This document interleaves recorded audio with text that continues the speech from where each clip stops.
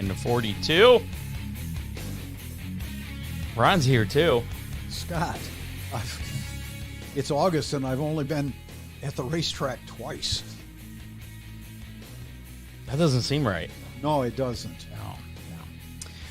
You know, so some weeks or some seasons you're windshield, and some weekends or some races you're the bug, and I've had my share of bugs. Well, you know, if you're a lightning bug, you'd be glowing. Oh yeah, you get smeared. That could be cool for a little while. Coming at you from the Ron Miller Race Cars Hammer Down Racer Report studio. This is the Hammer Down Racer Report. Tonight on the show, we're going to speak with RJ Cornett, who was in a pretty hard crash in the dirt truck on he really was Saturday.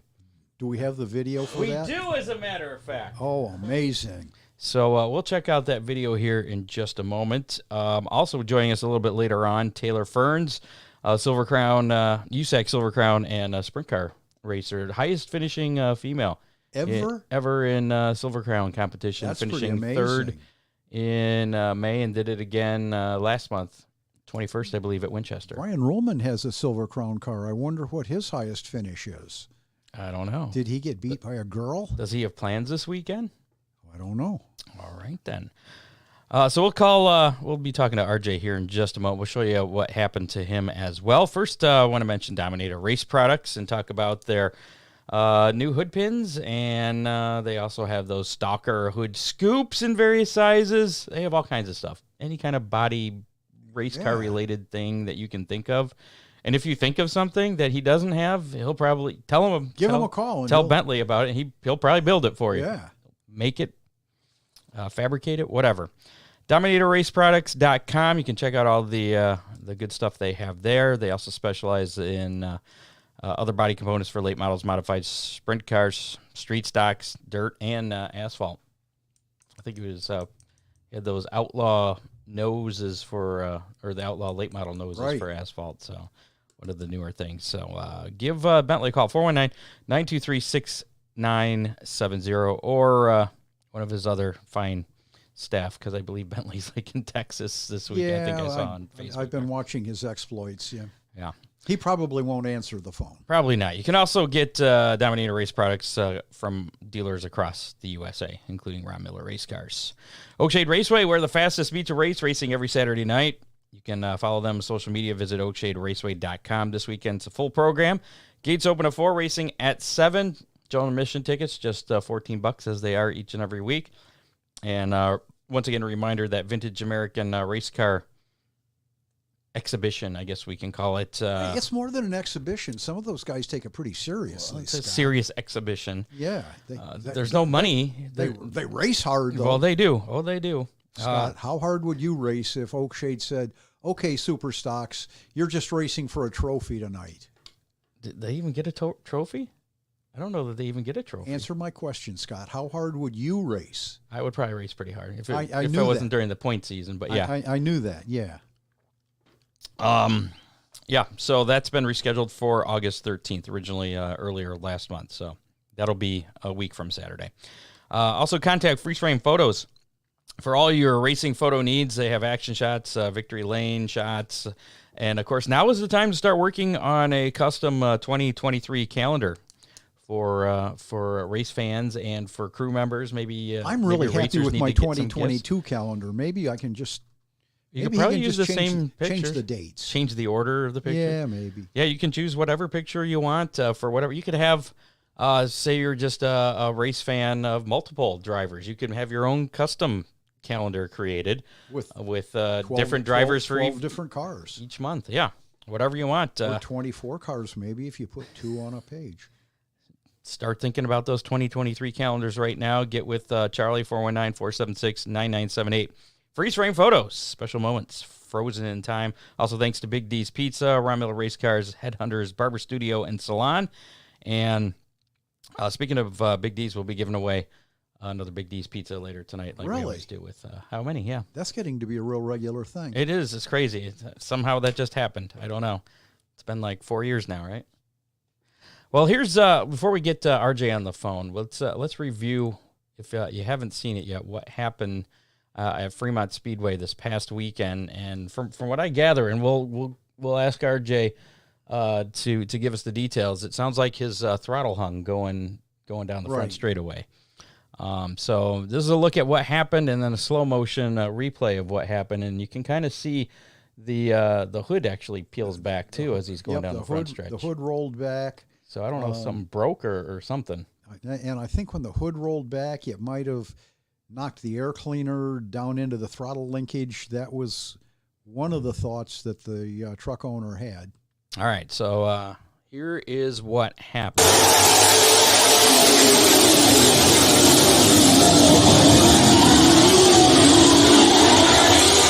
Pretty hard impact there into the It's amazing how that impact cascaded through all the foam blocks. He did get out of the car right away and immediately was on his knees on the ground. But I noticed that too. The foam blocks kind of cascaded down. It was almost like a foam block train. There you can see the hood. The hood popped up a little. Now it's up. And he's just along for the ride at that point. And they have those the same kind of foam blocks or similar foam blocks at Toledo Speedway. Right. So we'll have to ask him his thoughts on those. How about we do that right now, as a matter of fact? Yeah. Without further ado.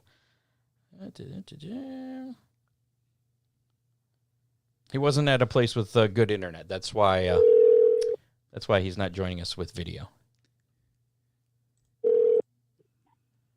Hello. Hello, RJ.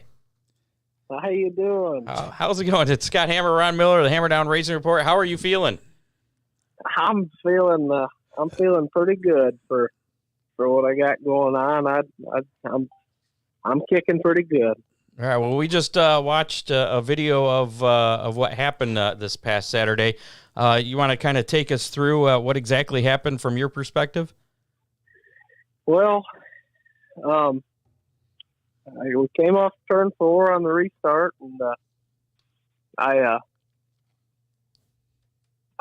got to the flag stand, and the hood came up on me, and right about as the hood come up, right after the hood came up, everybody seems to think I couldn't see when that hood came up. I could see. I could see. I couldn't see the nose of the truck, but I could see in front of me. I still had a good view, and right after the hood came up, I was actually worried that the back of the hood was pinned down into the throttle, just out of a natural reaction, and I lifted, and it didn't lift, and it didn't lift. So my dad always taught me in the go-kart stuff, and as soon as I got in the truck, first thing, he always told me if the throttle hangs, stomp on the brake and yank the steering wheel to the left.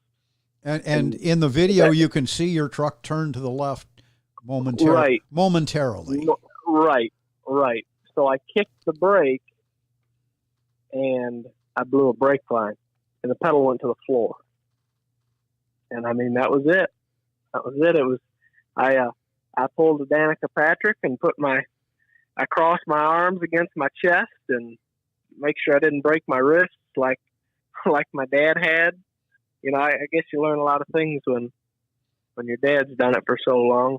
He broke both of his wrists in a wreck because he told me he thought he could be tougher than a race car. And yeah, I know how big he was, so I wasn't going to test it. So what's going through your mind? I mean, at that point, when you've kind of gone through everything you can, and you know the impact's coming. Right. So, everybody's asked me, why didn't you just shut the truck off? Why didn't you just shut the truck off? Well, I had one choice. I had one option, and I used my one option up, and I was out of time. If I couldn't have reached over and shut that truck off in time.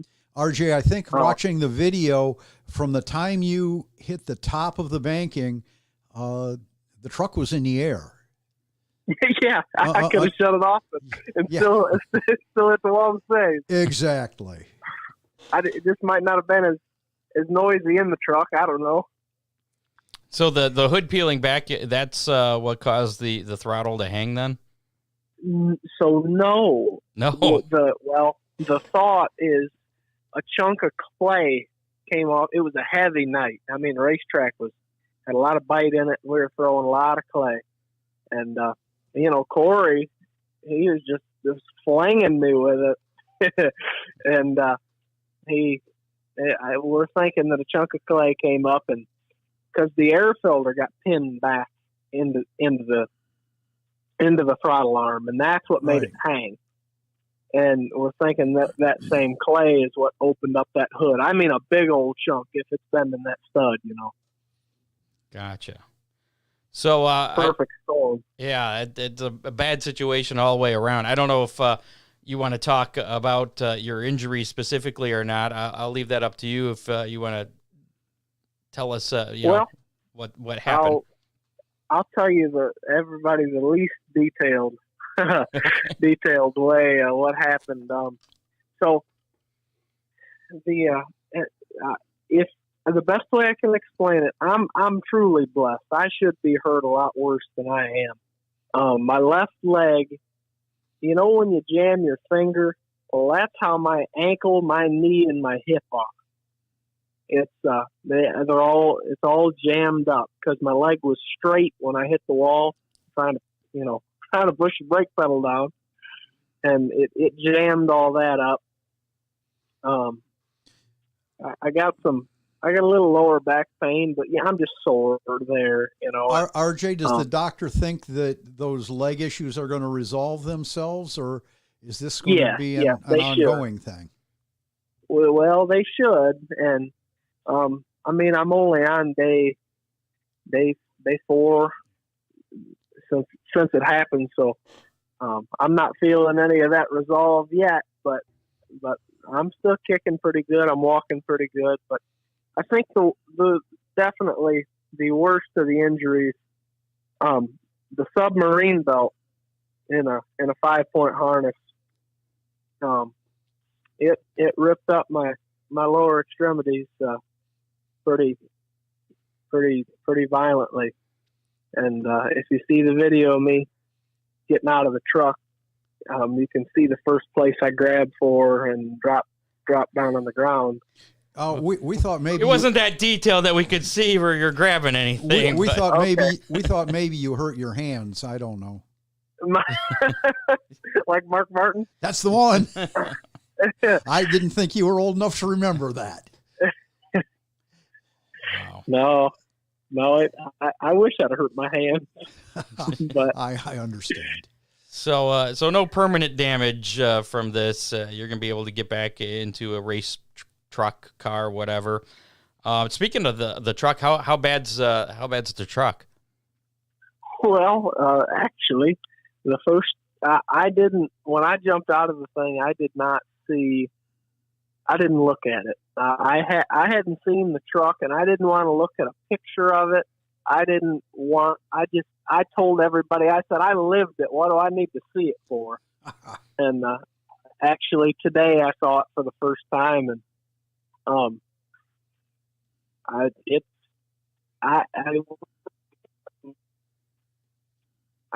say control arms back is okay. Everything in front of that, let's cut it off and start brand new. Yeah, I saw a tear on the right front control arm, the front mount. So okay, it may be a little bit more than you think, but I'm pretty sure. I'm just trying to be positive for you. Yeah. Make your work a little easier there, Mrs. Miller.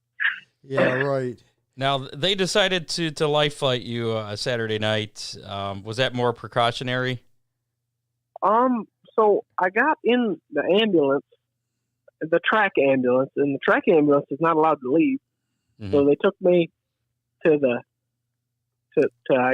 pit exit, where I was picked up by another helicopter, and that is when they did a closer examination, and they were very concerned with saving what was there, and that is when they decided to life flight me, because I was supposed to go to Fremont Memorial, and I guess the ambulance took a detour, and they took me on a life flight over to St. V's, and that's where I spent the night. Where did the life flight pick you up? At the track in the camping area? No, Oh, okay. No. So I was I was in the ambulance, the second ambulance, and that's when they did a closer examination of the area. Yeah. And that's when they decided the lady in the back. They had me on so much stuff I couldn't tell you exactly how it went. I've heard stories about that.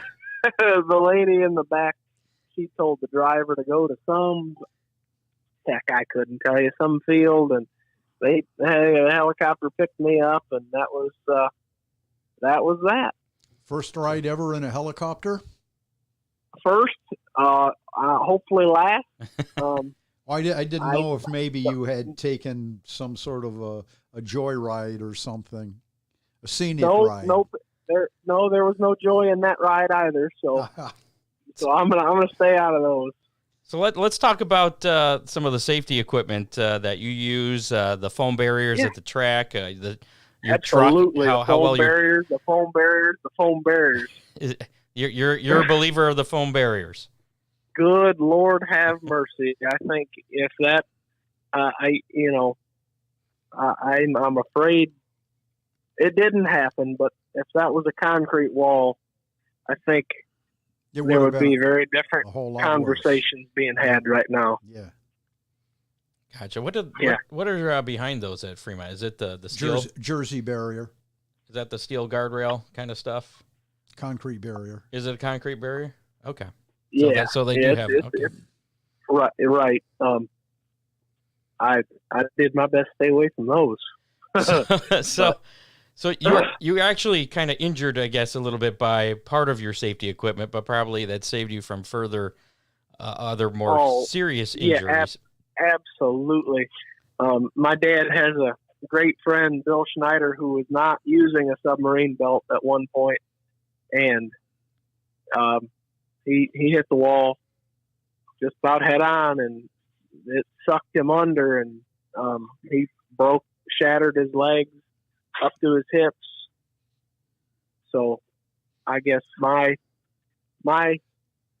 healing process will be much faster than his, and he has lifelong lasting damages. RJ, hopefully minor. When I was racing big block modifieds in the New York area, and dinner's done. Left front hub broke, and I went into the wall. I don't think I ever had time to come off the throttle. Right. And I didn't run a sub belt because I was very comfortable in the car, and in a big block mods, you sit just like you do in a sprint car, almost like sitting in a chair. Well, when I hit, I slid down, which let my lap belt move up and broke 3 ribs. And then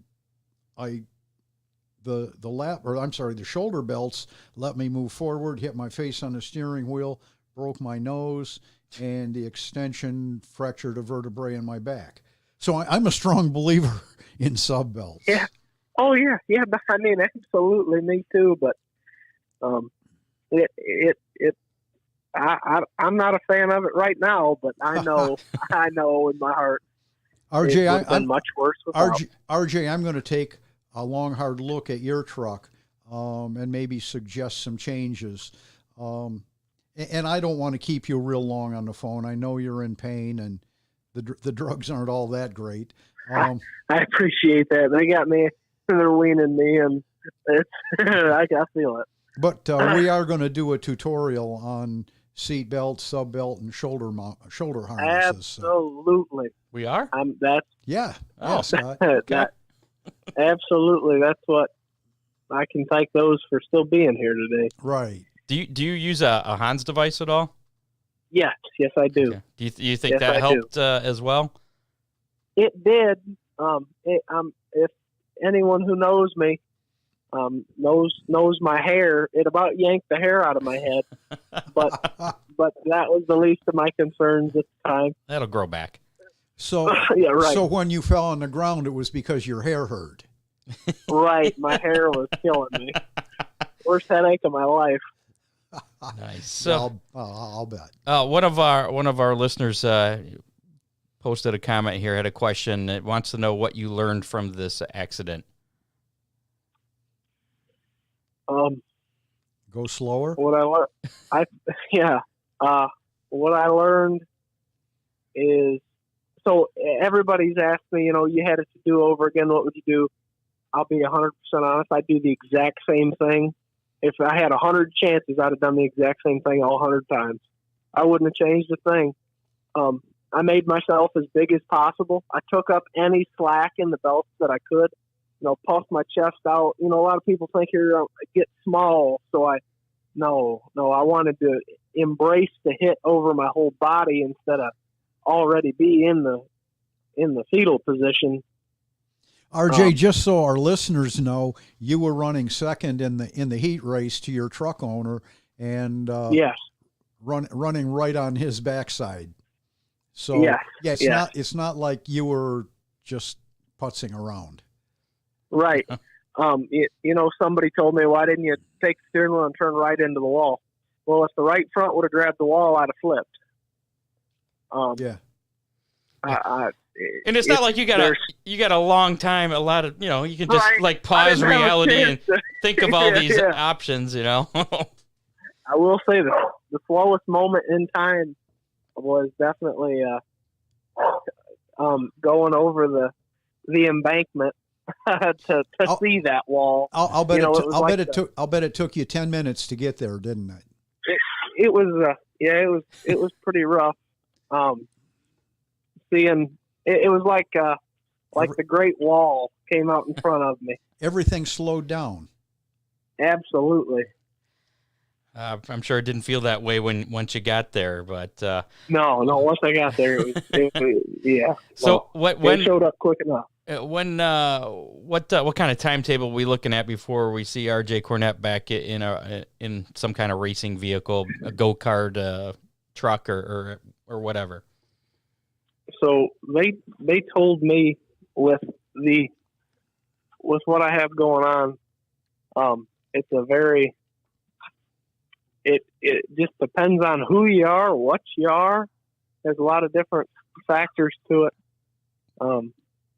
I'm hoping about September 20th, I'll be back in a go-kart. August 20th, I'm sorry.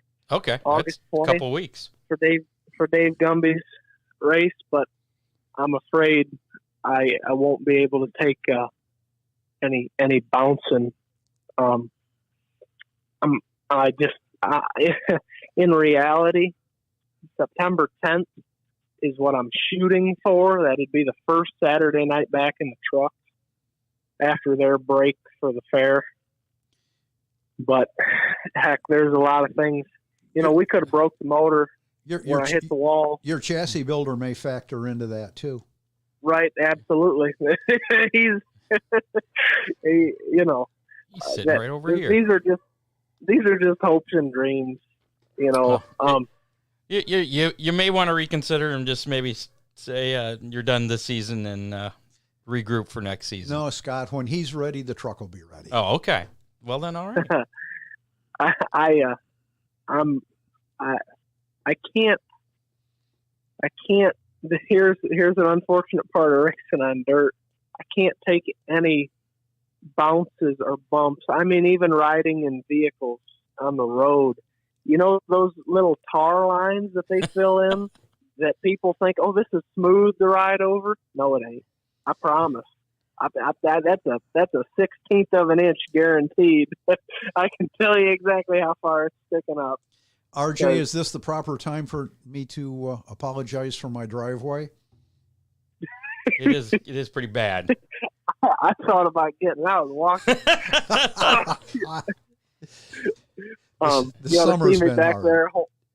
Right. Well, you ought to see me back there holding on to handles and looking like I'm ready to give birth. Have you thought about a whoopee cushion? or a pillow, a donut. Yeah. Heck, I got no idea. I'm just one thing at a time. One thing at a time. All right, man. We'll let you go here so you can get some rest, and we look forward to seeing you back in a car. And we're glad things weren't more serious, but understand that you. Excuse me. Easy there, big fella. Yeah, I shouldn't be drinking water and talking. Apparently, that's pretty dangerous. But right? Yes, hopefully you'll have a quick recovery. That's what I was trying to get. Thank you guys very much. I'm not done. I'm not hanging up the racing shoes yet. I'll be back. I will be. I want to be back for the 20th. I'm afraid I won't be able to, but that is what I'm shooting for. And if there is any way I can be back, I will be. If I can figure out any way to soften the seat up or anything, pillows, just I can lots of guarantee pillows. I can guarantee I'll do it. But I will be back. I'm not done. Maybe you could get a sponsorship from Mike Lindell. You know, My Pillow could be.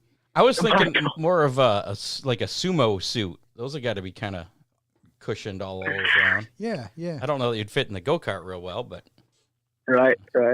just an idea. All right, RJ, Well, you take care. Yes, thank you guys for having me on, and y'all take care. RJ, there's a lot of people that are glad to hear your voice. Absolutely. Well, I'm blessed to just be in the condition I'm in. I'm blessed, and the support I've had has been amazing. Thank you all. All right. See you, RJ. All right, y'all take care. We'll see you. Talk to you soon. There you go. RJ Cornett, covering from that accident. Arnold Kirsch just posted something here. Many of the cars at Flat Rock Speedway had throttle linkage hanging up in the air cleaner because the air cleaner rotated. Now they make the air cleaner base so it cannot rotate. These are drop-down bases for more hood clearance. I think mine doesn't rotate, too. You know, that probably wouldn't be a problem if you could run the air cleaner up through the hood instead of squishing everything down. Yeah, I know how that goes. We'll get to Taylor Ferns, who should be joining us here in a few moments. First, we'll go through your racing roundup, some action from this past weekend. I apologize. I tried breathing in while drinking, and I'm still drowning in my own water. Attica Raceway Park last Friday, Cole Macedo picked up his second win of the season Friday night in the 410 sprints. Devin Shields picked up his third late model feature win, and Paul Weaver, his third win of the season in the 305s at Lima Land. It was Shane O'Connor on Friday night in the modifieds. Todd Sherman picked up the championship because, they're having their championship already. And they always have a real short season there. Yeah, they have one more race left. We'll talk about that later on in the show. Ricky Lewis won the non-wing sprints feature, and Jared Clay won the Thunderstock feature. Gabe Mueller finishing high, and I think he finished sixth or something. Picked up the big money. He got the championship in his first season there. Yes, he did. So congratulations to Gabe. Oakshade Raceway on Saturday night. It was Rusty Schlenk picking up the late model win. Josh Robertson in the sportsman. Gabe Mueller, he got the win there in the Dominator Superstock A-Main. Eric Carr in the Compact A-Main. Zeke McNew won the Dominator Superstock B-Main. Chris Rutan in the Compacts, the Compact B-Main, that is. Fremont Speedway. Craig Mintz found his way to victory lane in the 410s. Cole Macedo won the GLSS, the Great Lakes Super Sprint 360 feature. DJ Foose was the winner in the 305s. Jeff Babcock picking up the dirt truck feature there. Sandusky Speedway. It was Cavalcade weekend. High Miler or weekend. High Miler, yeah. Wrong big weekend. They have too many big weekends there. Clay Lusk won Thursday night the beginner stocks. Trent I should have practiced this one. Aslaxon won the North Coast Stock Series feature on Thursday. And Clayton Oliver won the Renegades. Friday night it was Earl Goldie in the Ohio Wheelman Series and Otto Sitterly in the Super Modifieds. Saturday, Mikey Oldenburg won the Renegades feature. Tyler Knuckles in the Modifieds and Mike Ordway Jr. in the Super Mods. Flat Rock Speedway was Greg Stewed winning the Street Stock A main. Taylor Papano in the Street Stock B main. Race Metapedigan in the factory stocks. Bill Early picked up his second figure 8 win of the season, our guest a couple weeks ago. Yeah. Montpelier Motor Speedway, Saturday night action, Drew Rader picking up the USAC Midwest Thunder Midget feature win. Dylan Woodling picked up the modified win. Andrew Short in the street stocks.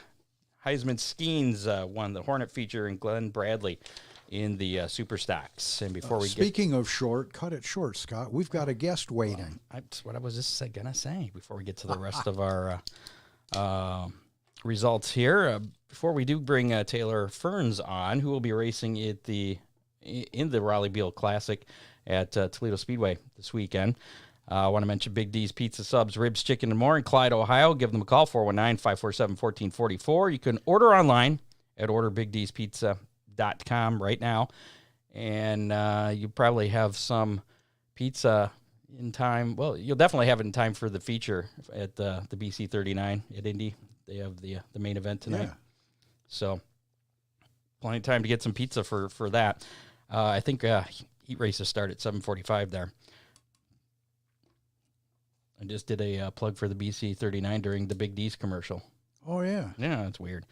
Follow their Facebook page for notifications on all the special deals there. Big D's in Clyde. Big on taste, down on price. And also Remula Race Cars. Give him a call, 734-856-7223. He's got race cars, parts, safety equipment, service, everything, broken truck fixing after slamming into a wall. And super stock fixing. Not mine. It's been a fun week, Scott. Come on. All right, let's bring Taylor Ferns in. We've made her wait long enough here. There she is. Taylor, how is it going? Hi, guys. How's everything going with you? Can you hear me okay? Oh, yeah. Yeah, you're good. Are you in Toledo tonight? No, I actually just got back a few hours ago. I'm actually at my race shop right now. We're getting the car prepped for this weekend at Toledo. So, but yeah, I was in Toledo all day with Charlie Crawl. We kind of went around to all the Toledo news stations. I saw that. That's why I was asking. I was like, I didn't know you were going to be in Toledo. We could have had you in the studio. Oh, sorry. But maybe next time. Okay. You're based in Shelby Township? Yes, north correct. of Detroit? Okay. Yep. Cool. So it's not like it's a far drive to come to Toledo then. No, it honestly took me about an hour and a half, but I mean, construction is so bad right now. I probably could have made it in like an hour 15 otherwise, but yeah, I mean, it's an easy drive to Toledo from the Detroit area, so not bad. Now, you've been racing for 20 years. You've accomplished quite a bit here. You're most recently the highest finishing woman in USAC Silver Crown competition. A couple third place finishes this year. You were in 2014. You won a 410 wing sprint race at Southern Ohio. So you've raced on the dirt. Give us a little background on your 20 years of racing and how you got to where you are now. Yeah, thanks. So as you mentioned, I've been racing for 20 years now. I started when I was 6 years old in quarter midgets. And from there just kind of went up the ladder, so to speak. After that, I raced bandoleros, went on to race 600cc micro sprints on dirt. Then I started to get into the USAC midget arena with the Kenya midgets. Then I did the Ford Focus midgets on both pavement and dirt. And then I started racing full-size midgets when I was 13. I did some weighing dirt sprint car 410 stuff when I was 14. And then started racing USAC Silver Crown cars when I was 16. And I would like to say, where were you racing during this time? Yeah, so nationwide, basically wherever I could get a seat, get into a seat somewhere. My dad and I, when I was 13, we flew out to California a lot, and I drove for Corey Cruisman in a Ford Focus. And then when I started racing full-size midgets when I was 13, 14, some of the tracks let me in, even though I was underage. Like I raced my first full-size midget race at 13 at Kokomo. And then, yeah, there are certain series throughout the Midwest that would allow me to start racing like their full series at 14 in the midgets. So I did like some Umara midget stuff, some Power Eye midget stuff throughout like my early teen years. before I went full-time USAC National Midget Racing when I was 16, as well as full-time USAC Silver Crown racing when I was 16 as well, on top of like doing some late model stuff. And I did some ARCA stuff when I was 17 as well. So I've kind of done a little bit of everything, I tell people. Okay, I was wondering if maybe because you started in quarter midgets, you just stayed with open wheel stuff, but you ran some stock car races too. Yeah, I had limited late model races. Like I did 5 or 6 races in 2012 with the CRA series. And then when I was 17, yeah, and then when I was 17, I did some ARCA races with Venturini Motorsports. So that was really great experience. I wish I had more time to kind of dabble in that arena because it's so different than open wheel racing. But grateful for the time that I had and the opportunity to do that at such a young age, because I feel like it really kind of set a foundation for me to build off of when I decided to go wing sprint car racing and back Silver Crown racing and so on and so forth. Now, the open wheel cars you're racing right now, are they all family owned? Yes, right now, yeah, my dad and I are co-owners on the car. So back to a family-owned team. I did take some time off from racing there for about 2 to 3 years because I had to focus on my university degrees. I have a bachelor's degree in business, and I have a master's degree in business as well. And I'm also in law school. So That's took pretty some impressive. time off. Yeah. Yeah. When do you sleep? Yeah.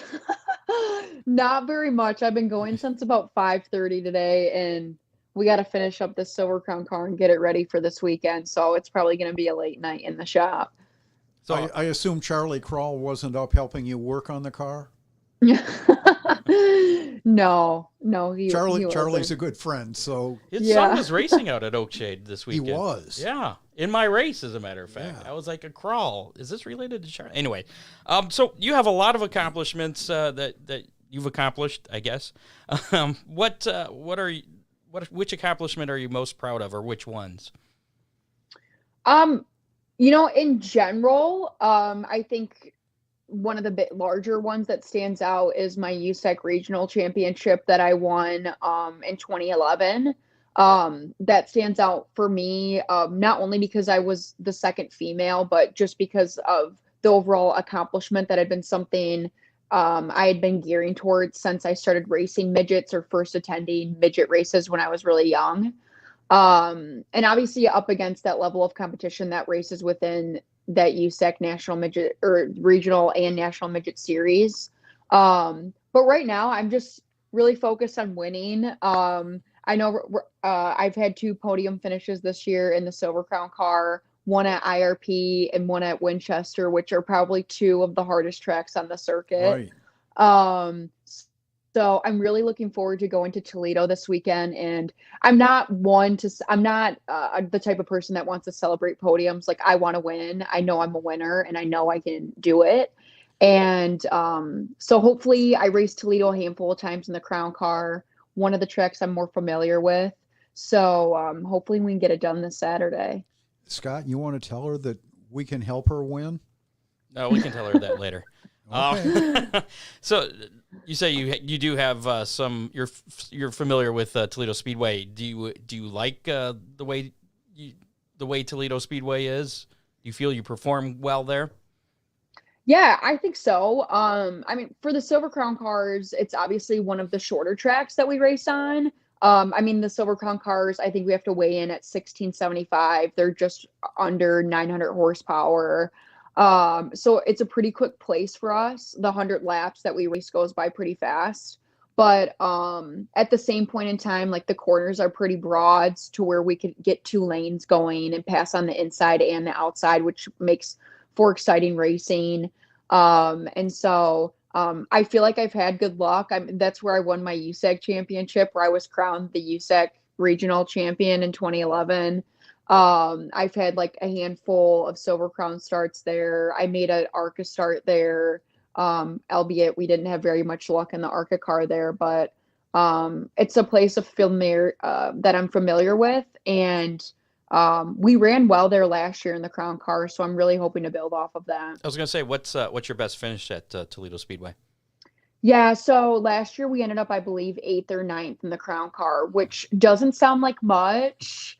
But we qualified fifth, and then I had to start at the tail of a 24 car field and drive back up to the front because we had a mechanical thing at the beginning to where they made us start at the tail. So that was a little bit of a heart wrencher because I thought we were going to contend for the win last year, but everything happens for a reason. So I'm having a positive mindset. Does Toledo or USAC use traction compound to help enhance the second lane? Not that I am aware of. Okay. I don't think that they do. So in addition to everything else you do, you're also doing these speaking engagements as well, talking about women in racing. Tell us a little bit about that.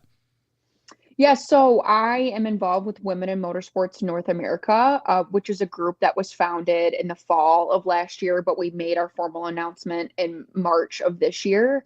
And we're really a community of professionals within the motorsports industry that want to foster, develop, enhance, promote females within motorsports, and also bring more females into motorsports, and kind of show that females can compete against the men, not only within from a driver's perspective, which I sometimes get subjectively sucked into, but I forget that females can also be a car owner, a team owner, work as mechanics, engineers, things of that nature. And so Lynn St. James has been a huge influence on my life since I was 12 years old.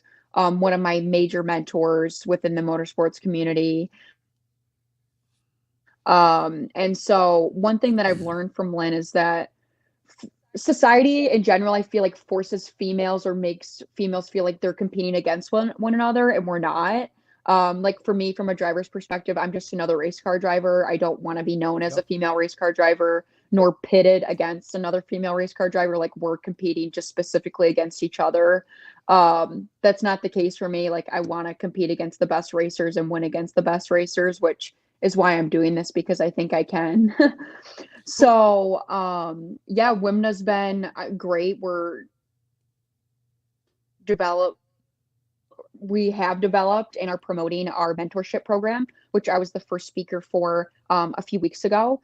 And we're going to try to do like WIMNA Wednesdays, so to speak, once a month. And also kind of have like various workshops and things of that nature to kind of further pave the way for women within the field.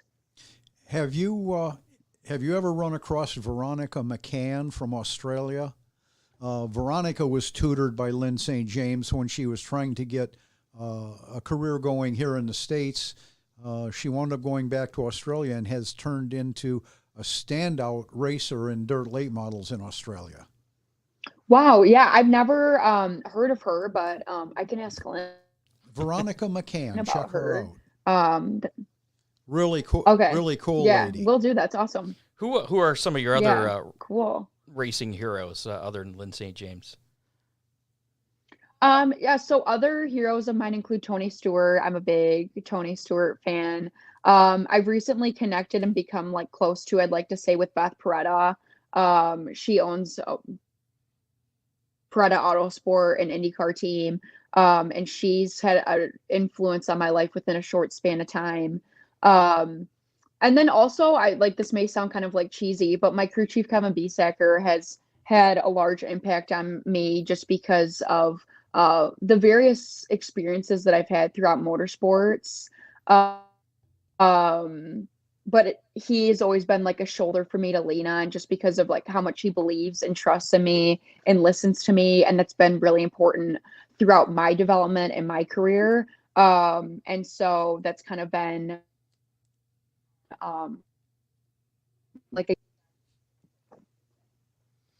So I was looking at your schedule on your website of races that you plan to hit this year, and I noticed there were no dirt tracks this year. What's up with that? Yeah, so I don't have a dirt car at the moment. That's something that I'm working on because next year, both dirt and pavement. I actually twisted the USAC race director's arm a little bit after Winchester, because he seemed impressed by my run, and so I was like, hey, is there any way I could possibly get a dirt crown ride for the 4 Crown? There you go. Yeah, so I'm really itching to get back on dirt. I really miss racing my winged dirt sprint car a lot. So I like to say never. So we'll see what the future holds, but it's definitely not something I'm shying away from. Dean Henry's a big supporter of dirt racing in our area. He wants to know if you work out with free weights to gain arm strength. From time to time, but I used to when I was like around 18, when I was doing a lot of the wing sprint car stuff, only because I bulked up too much, I'd say. Now, I'm more so I run a lot. Like I try to at least once a day, if not go for a walk. And then I work in the race shop a lot, obviously doing a lot of heavy lifting. So that's kind of like my weight training, I guess you could say, in a way. Sure. Buddy Kofoid, are you familiar with him? Yes. I don't know him personally, but I've heard of the name. Yeah.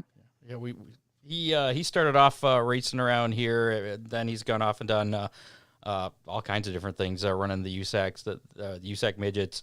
He made his Silver Crown debut. Was it Portsmouth? It was on the dirt this year. I don't know if you had a chance to see him or what you think of him and everything he's accomplished. He picked up a World of Outlaw sprint car win. Had a truck ride. Yeah, he's done a little bit of everything.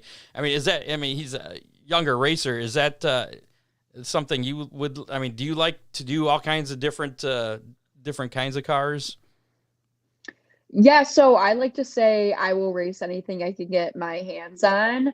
And I like to say I'm pretty versatile just based on my racing resume, all the different experiences and opportunities I've had to race different cars, including open wheel formula cars, like a Formula 2000. I've tested a handful of times as well. So I'm a racer. I love racing in general, not to sound cheesy, but if I can't actually race somewhere, I'm going to probably be at the racetrack somewhere on the weekend. That's just, even though it pains me if I'm not racing to be at the track, but yeah, I just love racing and I would like to race anything that I can if the opportunity presents itself. So yeah, I would like to say, I mean, Betty's done a really great job the past few years. Obviously, he came onto the scene and almost is like an overnight sensation, but I think it's cool how he's shown success, like getting into everything that he does get into, because I don't think people really realize like that is hard, jumping from like a late model and then going into a Silver Crown car and then back into a midget. Unless you're Kyle Larson. Yeah. And it's no problem. They are. It's all different. I mean, I've done that before when I was young, 16, 17, like on a Saturday night, I'd race a USAC Silver Crown car on the dirt at Springfield, for instance. And then the next night I'd race the ARCA car there because they would go back to back at the miles, the Silver Crown series and the ARCA series. So I had the opportunity to do that at a young age. And that actually worked out well in some instances, just like to become familiar with the track. And the cars in ways drive similar, but obviously it's open wheel versus a fender car. So a little bit different concept, but even with within the USAC ranks, I mean, how different is it going from a midget to the USAC Sprint car to a USAC Silver Crown car? Yeah, it's tough. It's really just a mindset jumping from one, because I have had instances where I've gone from the midget right into the sprint car, right into the Silver Crown car, or kind of like that same lineup just jumbled up. And so really I would just have to mentally prepare myself, like, okay, the midget like is more of just flat out like driving it into the ground. Like I would literally have to tell myself, drive this midget into the ground. And then after that, like get into the sprint car and then kind of tell myself like how this is going to react differently. Obviously it's a bit bigger engine, so it's not as momentum based. And then the Silver Crown car is kind of like a cross between the two. So it definitely takes, I feel like, experience, enable, I feel like, to be great jumping from one into the other and then into the next. But it's a great experience if you have the opportunity to do it. And I love doing that whenever I can. So, Indy car or Cup car? No. That's tough because you got me. I will say when I was younger, I always kind of had my sights set on going into NASCAR. But as like my perspective has evolved, even though I would always say I'll drive whatever I have the opportunity to race, that was always my answer growing up, and it would pain Lynn St. James because she used to tell me I had to pick something. But just like we did. Yeah. Yeah. So now I'm even more open-minded than what I was before. I would be interested to see what I could do in an Indy car because I think I would be pretty killer. But if the opportunity was to ever present itself in either, I'm not going to say no. So would that be your ultimate racing career goal then, is to make it to one of those two elite levels? Yeah, for sure. I mean, I feel like at some point, as you continue on racing, you want to race for a living if you can. And then obviously that law degree to fall back on. So I mean, you're pretty well off either way. But yeah, I'm trying not to put all my eggs in one basket, I guess. But yeah, I mean, I would really love it has always been a dream to make an Indy 500 start. So if I could do that, I think that'd be cool. But right now I'm really just focused on I want to win USAC Silver Crown races and I want to win sprint car races as I have in the past. And just see what we can do. I'm enjoying when I'm doing racing my open wheel cars, and so I don't want to get like too outside of the scope of what I'm doing.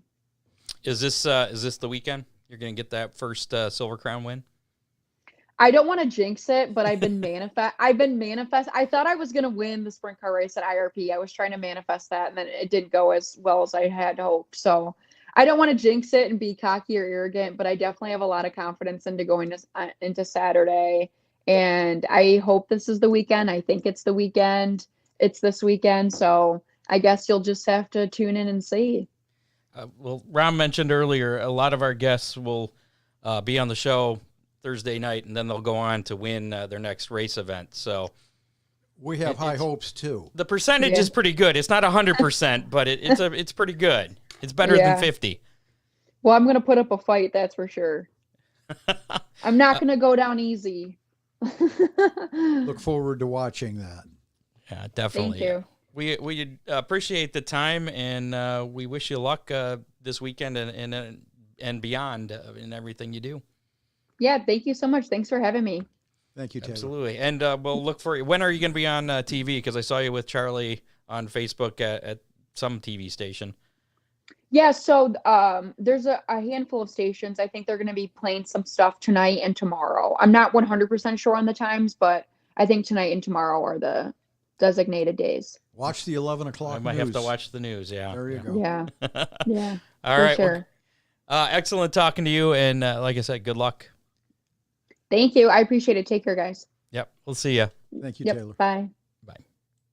There you go. Taylor Ferns, the highest finishing female driver in USAC Silver Crown competition. Also runs. She's running both this year, the sprints and the Silver Crowns at Toledo. Okay. No, just in general. You're right.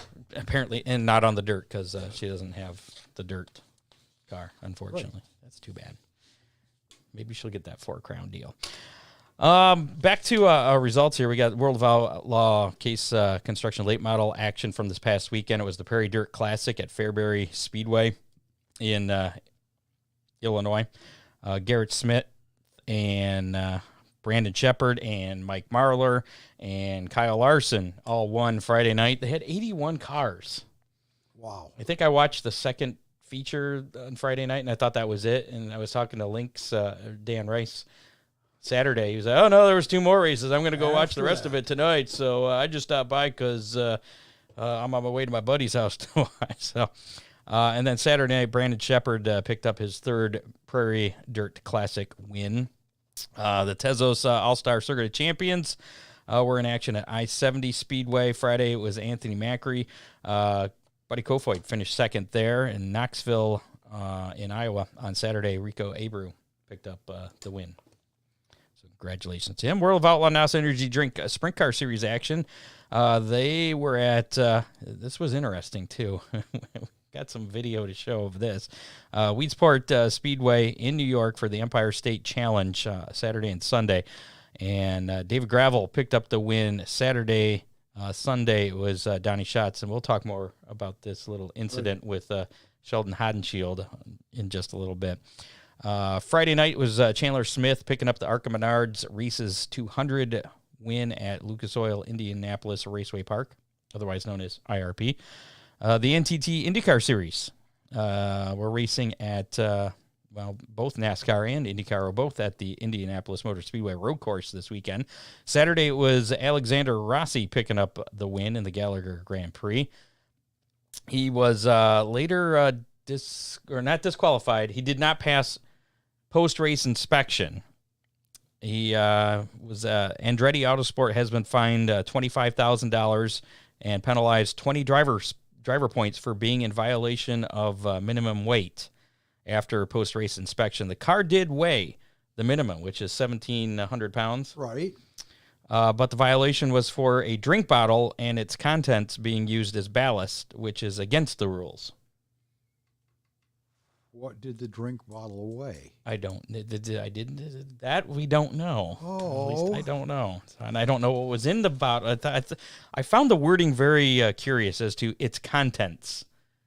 So I'm not sure there, but I believe he's still credited for the win. He's just fined 20 driver points and $25,000 fine for Andretti Autosport there. In NASCAR Cup action, Sunday, Tyler Reddick picked up the win in the Verizon 200 at the Brickyard at Indianapolis Motor Speedway road course. That was a weird crash with Kyle Larson and Ty Dillon. It was. And apparently the Hendrick Motorsports had said there was no mechanical malfunction with the car. It was just a driver error. That seemed to be a huge error for somebody who's a pretty good racer. Forgot to lift. Yeah. Maybe a big cloud of mud flew up and got stuck temporarily in the linkage, the accelerator. Yeah, when he hit it, it became dislodged. So that's why. And boy, did he hit! Oh my God, that was incredible. That whole race was stupid, Scott. Yeah, they should be. If they're going to be at Indy, they should be on the oval. On the oval, absolutely. That was a disgusting race. Every time they restarted, it was like just putting four wide down into a funnel going into that first corner. And somebody wrecked. Yeah, every time. And, of course, a couple people got penalized, too, for taking the access road. So,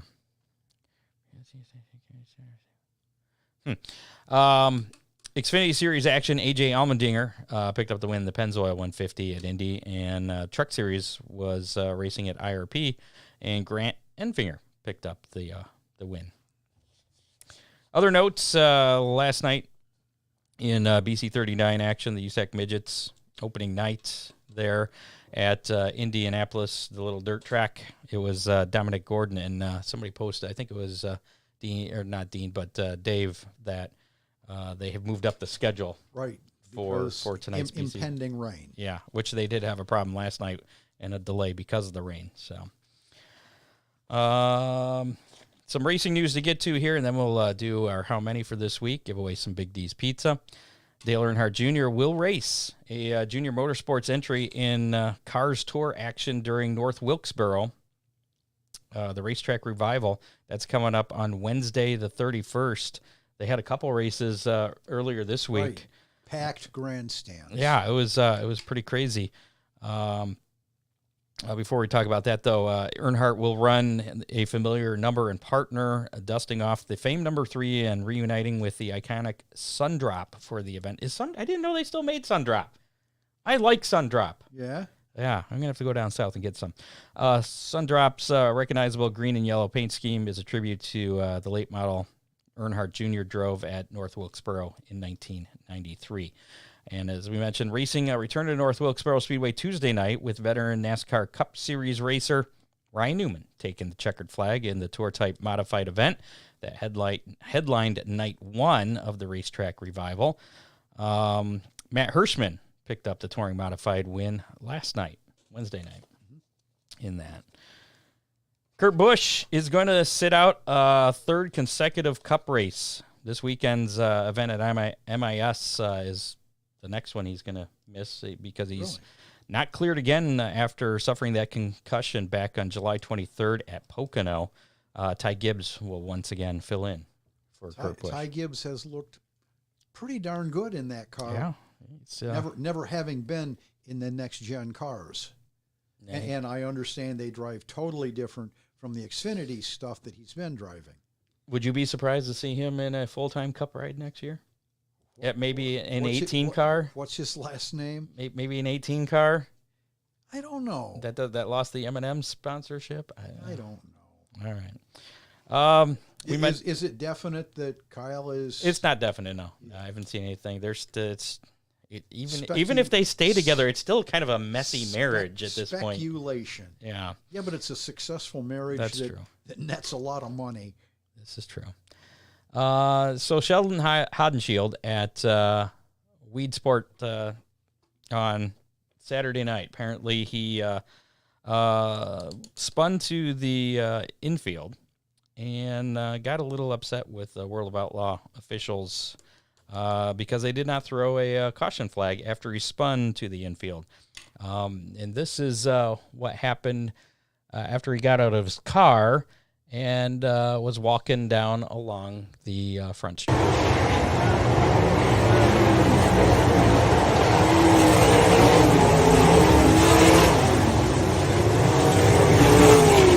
Kind of walking down there, putting his hands up, like, hello, hey, anybody see me? Throw the yellow. Why didn't you throw the yellow?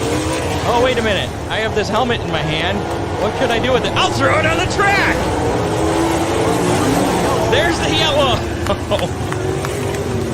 I have to believe that's got to be a major safety issue there. Throwing a helmet on the track to bring out the yellow. Obviously, it seemed to have been a pretty well-received caution, though. Yeah. Well, the World of Outlaw has issued a statement that said pretty much nothing. I saw one of the comments because they posted it on their Facebook page. One of the comments was, way to say absolutely nothing in 2 paragraphs. We've got some politicians that are pretty good at that. This was part of their statement. Our race protocol is to call a yellow flag for a spinning car on the racing surface during competition. During the heat event, the number 17 Stenhouse Jr. Marshall Racing Team car driven by Sheldon Hodenshield spun into the infield and off the racing surface. However, a yellow flag was not called at the time of the spin, resulting in the number 17 not returning to competition. And it went on to say the results from Saturday's event are official as posted. That's how they were to begin with. And basically they kind of said, yeah, we kind of made a mistake, but sorry. We blew it, but at the same time, they're not disciplining Hodenshield for throwing a helmet onto the track, which... One bad deed offsets another. I guess. I don't know. Kind of a weird deal there. And one bit of breaking news that came out just as we were coming on tonight. We can throw up the breaking news banner there. Oh, yeah. Yeah. Steve Francis is returning to the World of Outlaws. As director of competition. That's what I thought. His wife is also going to join him, but not in something for the fans. I forget what her title was. I read the article real quick, so there you go. I don't know who Steve Francis is replacing, but Steve Francis coming back. Hall of Famer, too, I believe. Yeah. So last week's How Many was how many late models will be at Oakshade, how many 410s at Fremont, and the number of the winning factory stock at Flat Rock, all on Saturday night. So that was a lot of math. Yes, it was. It was a pretty complicated one. This week's going to be a little less complicated. So the numbers were 27. That was the number of late models. 16 was the number of 410s at Fremont. And the number 4 was the winner at Flat Rock. And, of course, I had well over 700 because I was choosing Gabby, or guest last week to win. She's number 711. Gabrielle. I was a little off, a little bit. So that winning number was 47. Really? Yes, it all totaled up to a whopping 47. You were closest. You picked 92. You were the lowest. Right. So congratulations, Ron. And our listener winner, you may have heard of this guy. He wins every once in a while. Yeah? John Young. Really? Yeah, he picked 83. He picked the lowest number. I don't know how he does it. It's him and Matt Swander. They're like magicians or something. So this week's how many? So, John, you won a Big D's Pizza. You got 30 days to clean your pizza. This week's how many? How many USAC Silver Crown competitors will be at Toledo on Saturday? They've released a list. Here's a hint before you put any comments in. They released a list of competitors, of the 24 competitors. So it'll be the number of competitors plus the number of the winning car. I had to make it a little difficult. So basically 24, however many are actually there Saturday, plus the winning car number. 24 and 16. Is that what you're going Sounds for? like 40. You're going for 40? All right. I'm going for the 55 because that's what Taylor Ferns, that's her number. I'm going 55 plus 24. So what am I, 79? 79. So I'm going Your 70. math is getting much better. That's crazy. Scott. I know. And it's after 8 o'clock. I don't math after 8 o'clock usually. So if you want a chance to win a Big D's Pizza, put your guess in to the comments right now. Just one number, Dave. Just one number. And that will be your guess. Just one total number. If you guess more than once. If you guess more than once, if you guess twice or more, you will get the black flag that's sitting back over there on the table. And I think we can do the math on Dave and give him a 79. All right. Well, maybe we weren't exactly clear on. There you go. So those are the rules. We'll find out who wins. You have until, we'll say, 4 o'clock on Saturday. 4 o'clock Eastern time Saturday. If you're listening to us on iTunes, or I guess it's not iTunes, it's Apple Podcasts now, Right. or Spotify or whatever. If you're not listening to us live, you can still get in on this. Just go to the YouTube video or our Facebook live video and find your comments. Matt Swander, the flag man, wants to wave the black flag. So there you go. You have until 4 o'clock to get your guess in. This weekend's Big D's Pizza racing menu is Friday night. It's a little different schedule than normal this week, other than Lima Land. They're going to have their award celebration and invitational races and King of the Quarter Mile deal, featuring 360 Sprint Invaders, UMP Modifieds, and Thunder Stocks. Gates open at 4:30. This is a little different. Racing's going to be a little earlier at 7:15. Oh, all right. General admission is $15. Flat Rock will be racing Friday night. They're not going to be racing Saturday. Flat Rock will be racing on Friday. They deferred to Toledo. Correct. They have the Outlaw Super Late Models, Street Stocks, the MCR Dwarf Cars all in action. Gates open at 5:30. Racing at 7:30 at Flat Rock. General admission for adults is $15 there as well. And Ryan Weekman, we did not get the weekend weather pit stop, so I did some research here Friday night at both tracks. It's going to be muggy. There's a chance of a stray shower or thunderstorm possible, and it's not going to get cold at all. It's going to stay pretty much in the 70s. Sticky. Yeah. By the time you leave, it'll still be in the 70s. Saturday, Oakshade Raceway, full show, dirt car, UMP late models, sportsman, Dominator super stocks, compacts, all in action. Gates open at 4, racing at 7. General admission for adults, $14 there. Fremont Speedway, it's Keir's Speed Shop night. 410 Sprints, 305s, dirt trucks, all in action. Gates open at 4, racing at 7 p.m. General admission, $15 there. Toledo Speedway, of course, the Rollie Beale Classic featuring the USAC Silver Crown series, late model sportsman, factory stocks, and the vintage American race cars will also be in action Saturday. So a pretty big show there at Toledo. Gates open at 4:30, racing at 7 p.m. General admission tickets are $25. I think they're $26 if you buy them online, get them in advance.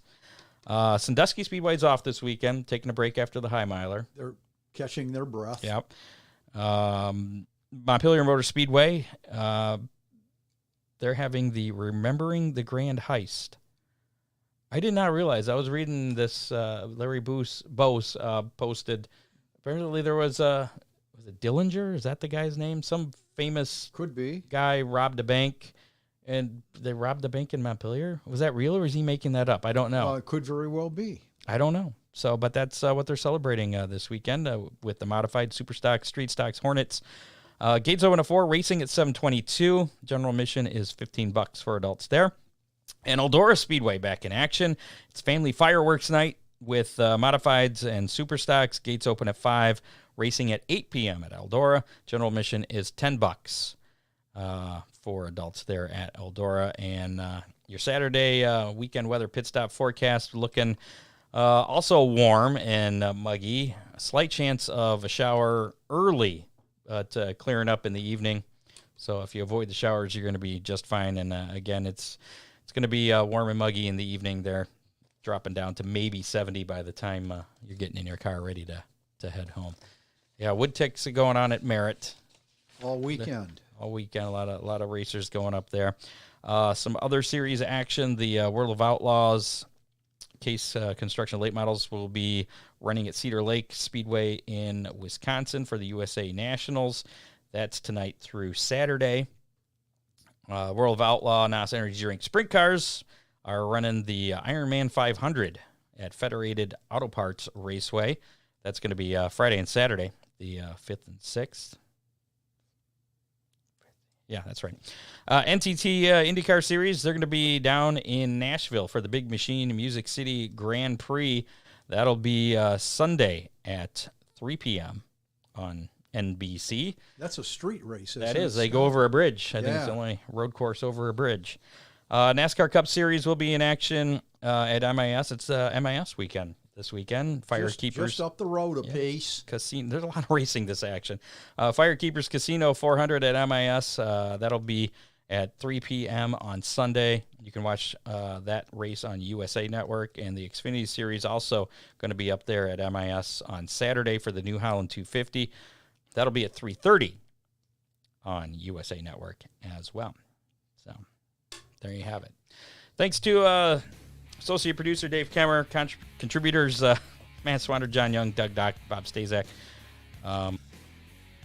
No Hammer Down Hotline playback this week. We may be retiring that soon, unless somebody calls it. Here's something I did forget to mention. The Hammer Down Hotline number, 419-318-3081, 419-318-3081. Feel free to call, leave a message, text it, whatever. Maybe you got an opinion you want to share with us. We'll play it back or read it back at the end of the next week's show. I've been clamoring, I guess. I'm going to use that word, for people to leave us a new review on Apple Podcasts. We got some new ones. Did we? We did. More than one? Yeah. Well, thank you. Thank you, people. Yeah, I was talking to Perry Saturday at the track, and he was making it sound like I should be thanking him. And I was like, for what? Because I didn't realize they had done that yet. And there's a few new ones on there, and I wanted to read those actually because so they were very good. Here we go. Here it is.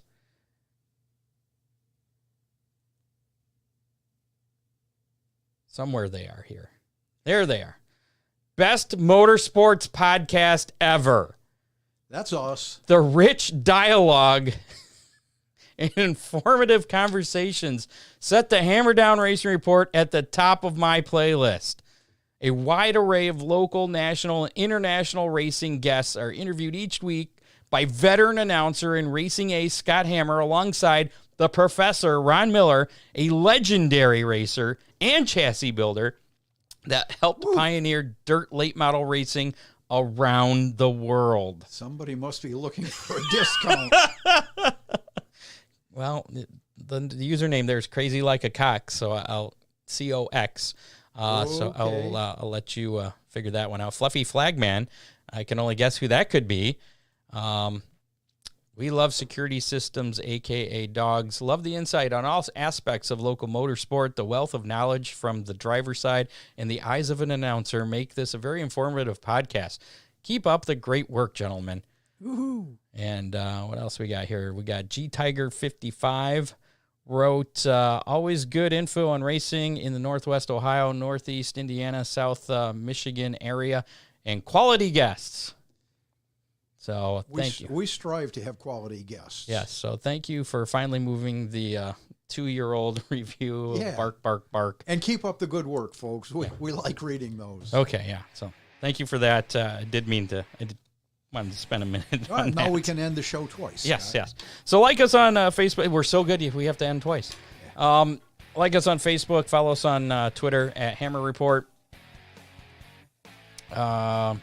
Yes, T. Anthony Aikman. We spoke with RJ at the beginning of the show. So as soon as we're over, go ahead and listen to the beginning part of the show, and you can hear our conversation with him. It's worth a listen to, definitely. He'll be there on about the first 20 minutes, Tony.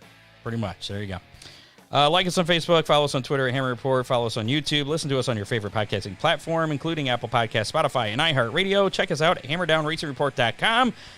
You can buy merch there. Check out all the shows. You can become a sponsor if you want.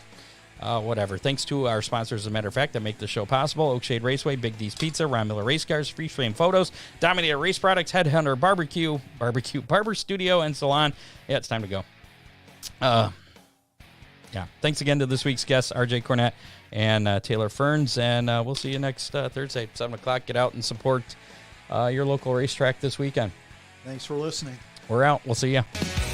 You have been listening to the Hammer Down Racing Report, available on demand on iTunes, Google Podcasts, Spotify, or your favorite podcasting platform.